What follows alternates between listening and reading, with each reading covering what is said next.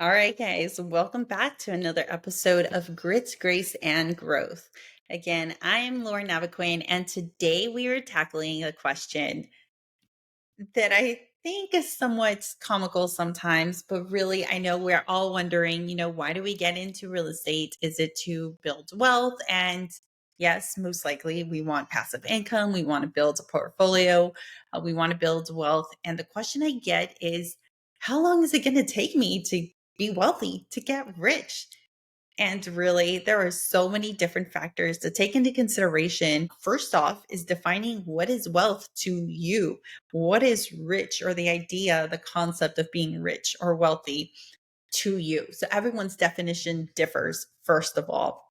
But let's dig into a few different things and to set realistic expectations for your real estate investing journey. So, first, again, getting rich is a relative term. What does it mean to you?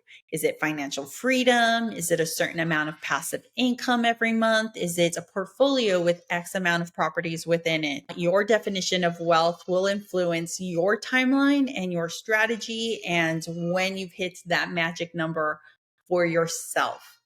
All right, let's look at the starting point. What is your current financial situation? And this will play a huge factor on the role. So, if you have a significant savings, access to capital, good credit, you might be able to scale your investments a lot more quickly because you have access to so many different strategies. And also, the biggest thing, access to capital. You don't necessarily need to go and try to obtain bank loans with the, having good credit. You can have easier access obtaining bank loans, but you don't necessarily need bank loans. If you have a large sum of savings sitting there, you don't necessarily need to go find other people's money with hard money lenders. But again, even then, I would say a wise investor would still utilize some of those other methods of capital instead of tying up their own personal capital. But nonetheless, you have the means and you have the access of capital there for you. So perhaps, you can scale quicker. You don't need to wait on anyone else's timeline to gain capital for your investments, regardless of strategy.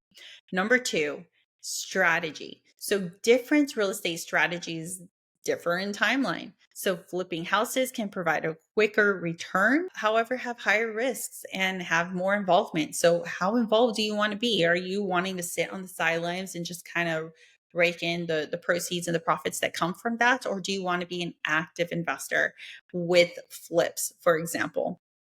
So, of course, flipping properties takes more involvement from yourself. You have to go out and you have to find the property, hopefully off market, so the numbers make more sense. But going out, finding the property, negotiating, and getting in there, having your network of contractors, agents, having all of that sorted out already, having the flip, having included within the numbers that you have enough to, or the numbers still make sense with how long you have to hold. So, usually within 6 months to a year. And then there's also buy and hold strategies, which you're buying a property. Sometimes you're having to flip it or renovate it. Sorry, not flip it. Sometimes you're still needing to go in and renovate it, depending, how much work it needs. If you bought a house from the 1960s that has just been what's the word? I'm blanking on the word, but has just been sitting there neglected for the past 5 decades and needs a ton of work. You will have to put in that work before being able to get a renter in there. Or is it more so turnkey? You need to just go in, add a new splash of paint within there, and it's good to go where you can get a renter in that property.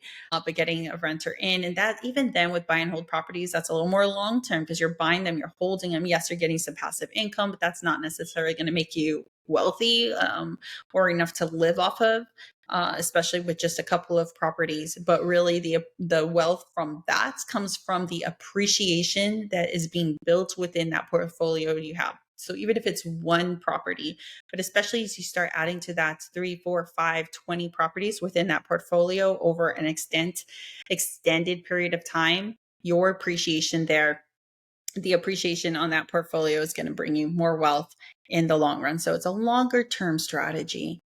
All right. And then there's market conditions. So real estate is really cyclical depending on when and where you invest. The market conditions can fluctuate significantly, impacting your timeline. So buying during a downturn might mean waiting longer for appreciation.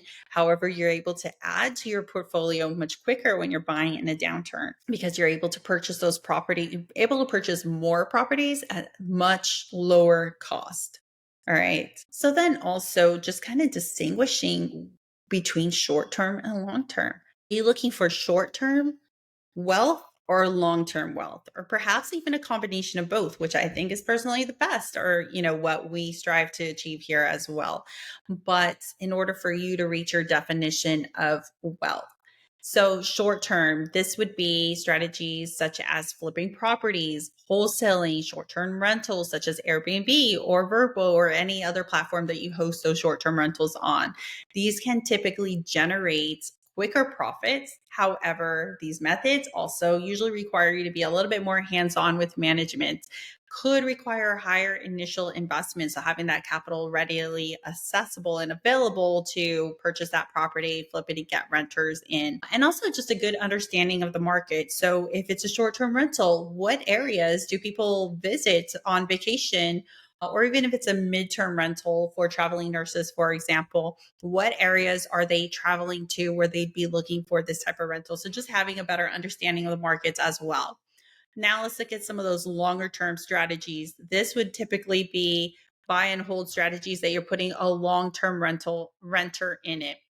So you're purchasing a property, whether you need renovations or not, getting it rent out to an individual or a family, typically families that are going to go and rent that property for 1-2 years or more. And then also building wealth through this method over time. So having more of those properties within your portfolio, this is building appreciation. You're also getting the rental income from that and various different tax advantages. So it's usually a little bit of a slower path, but still it's a path to wealth. It's going to build that significant wealth down the road with having a well-established portfolio with a number of properties within it. All right. So let's look at some real life examples. So we won't necessarily name names here, but looking at some real life examples as far as different approaches that investors make in order to achieve these goals. So some investors usually have substantial profits in flipping houses or properties within a few months. For example, they're buying a distressed property, they're buying it off market, they're renovating it, then they're selling it for a profit that can then yield those returns in a matter of months, usually between 6 months, usually no more than 1 year. It requires a lot of capital up front because you need to have the capital in order to purchase the property, to hold it for holding costs while you're renovating it, cover insurance and any other costs that are associated with that, and to cover the renovations. And especially if it's a distressed property, typically it needs a little more or higher budget for those renovations than just putting some paint in it and new carpet. Again, that market knowledge. So knowing where you should be looking for that property for the numbers to make the most sense. So you're getting the most significant reward at the end of that when you're flipping that property. Also, many investors will build significant wealth over a decade or more in rental properties by the buy and hold strategy. So they're concentrating on purchasing properties. They usually have a goal of purchasing 3 to 5 to 10. I've known some investors that'll go out and have a goal of 50 properties added to their portfolio per year. And yes, they are busy. This is taking a lot of effort and time on their end, but this is their personal goal. So it really just goes back to what is wealth to you? Is it having more time, flexibility, and time to do other things that you want to focus on? Is it the financial aspect of it, having a certain amount of dollars that are being brought in as revenue? First of all, defining that for you, then making a decision on what strategy or combination of strategies that you want to focus on. Ultimately, you need to set realistic expectations. It really isn't that hard to go in and invest on. It's really simple. It really just takes action to go in and get started and get going with it. But your realistic expectations, as far as I want to be bringing in X amount of millions of dollars or whatever it may be per year by within 2 years or whatever it may be. Yes, it's possible. What resources do you have at your hands in order to achieve that? And what is it going to take to achieve that? So yes, it's possible. But if you're starting with bad credits, no money, capital to fund on your own, no network, no knowledge of the industry or whatever it may be, it might take you a little longer. Still entirely possible. It just might take you more than 1 year to achieve bringing in becoming a multimillionaire. So real estate is not necessarily a get rich scheme. It's not a scheme at all. Definitely you are going to build wealth by adding properties to your portfolio. You're definitely going to bring in income, passive income with rentals, definitely the appreciation that comes from those. How much you're bringing in passive income per month depends on how many properties you have in your portfolio that you're renting out. And how you worked those numbers to cover all of the associated costs and still have what is left over for passive income. Is it enough to pay for certain bills that you have? Is it enough to you just want to sit there and start growing a safety net for that particular property when you need a new water heater for it, for example? But having realistic expectations ultimately, and also to consider the power of compounding. So one of the most important factors to take into consideration here in real estate is the effect of compounding. So as your properties increase in value, as they are appreciating, and you reinvest those profits in more properties, your wealth is going to grow exponentially over time at a quicker pace. So again, do you have a full-time job that can cover the cost, your living costs right now, while you're using the profits from your real estate to continue investing at a quicker pace?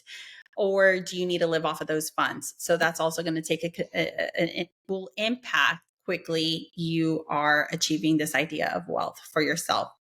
So again, many seasoned investors emphasize starting as early as possible and then constantly reinvesting those profits over time. I know that has definitely been shared with us from different mentors that we've had, and that's been our goal and objective over the past year, specifically when we're using proceeds to add another property to our portfolio. So it depends on strategies that you are implementing. What is your timeline that you are trying to achieve? What's goal by? And then also, just to put it into simplistic terms, think about it as it goes back to the old, what is the saying, the story of the rabbit and the hare and the turtle, or I can't remember, but the turtle that's taking small strides, they are still getting there and they will eventually get to that finish line, their goal. It's just taking them a little longer. Maybe it depends on their resources. Maybe it depends on the strategies that they're implementing, but they're still going to get there at a slower pace versus the rabbit that's going in there adding. So that investor that has the goal of adding 50 new properties, new doors to their portfolio within 1 year, it takes a lot more work, a lot more hands-on, being a lot more active and participant investor in order to reach that goal, but you will achieve those goals much quicker. So again, what are your goals? What is your definition and idea of wealth? And that'll define your timeline, your strategies, and so much more. So that's it for today's episode of Grit, Grace, and Growth. Thanks for tuning in today. And if you found this helpful, be sure to like, subscribe, leave a review, and share it with anyone else you think would find this of benefit. Join me next time as we explore more strategies and dive deeper into the world of real estate investing. Remember, with grit and grace, you can achieve incredible growth. Until next time, keep striving for your dreams.